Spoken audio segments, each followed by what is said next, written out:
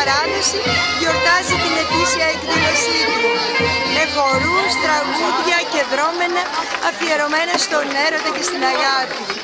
Η αγάπη του κόσμου για την παράδοση, τα παιδιά μας που τόσο έχουν αγαπήσει και την παράδοση και το χορό, κρατάνε αναμένη την δάδα του πολιτισμού, των ηθών και των εθήμων του τόπου μας. Χαιρόμαστε πάρα πολύ και εδώ στους Στρατώνες και Αποδίστρια όλη η αυλή είναι κατάμεστη από κόσμο. Υπάρχει ένας παλμός, ένας ενθουσιασμός και αυτό μας συγκινεί. Αυτό είναι η χαρά μας. Ξεχνάμε και κούραση, ξεχνάμε και όλα. Και όταν βλέπουμε πάνω στη σκηνή προνήπια παιδάκια να χορεύουν με τέτοιο πάθος, πια δεν έχουμε να φοβηθούμε τίποτα. Αυτή είναι η ελληνική ψυχή, αυτά είναι τα Ελληνόπουλα, μικροί και μεγάλοι. Ευχαριστούμε τους γονείς που προτρέπουν τα παιδιά τους να αγαπήσουν τους χορούς, τα τραγούδια και τα έθιμά μας. Ευχαριστούμε τα μέλη του συλλόγου μας που βοηθούν όλα αυτά τα χρόνια, τους δασκάλους μας που είναι η ψυχή του συλλόγου και όλο τον κόσμο. Είναι κοντά μας 22 ολόκληρα, κοντά 23 ολόκληρα χρόνια.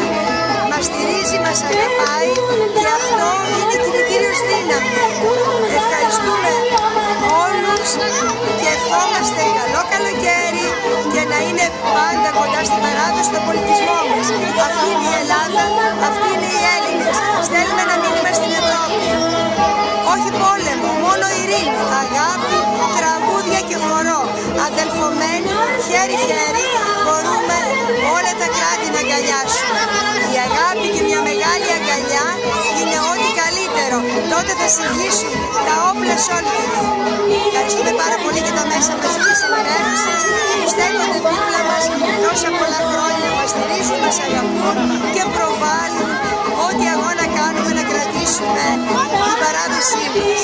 Καλό καλοκαίρι σε όλο τον κόσμο και θα είμαστε του χρόνου πάλι μαζί και όχι μόνο σε πολλές εκδηλώσεις κατά τη διάρκεια όλου του έτους. Και το καλοκαίρι πηγαίνουμε σε διάφορα φεστιβάλ.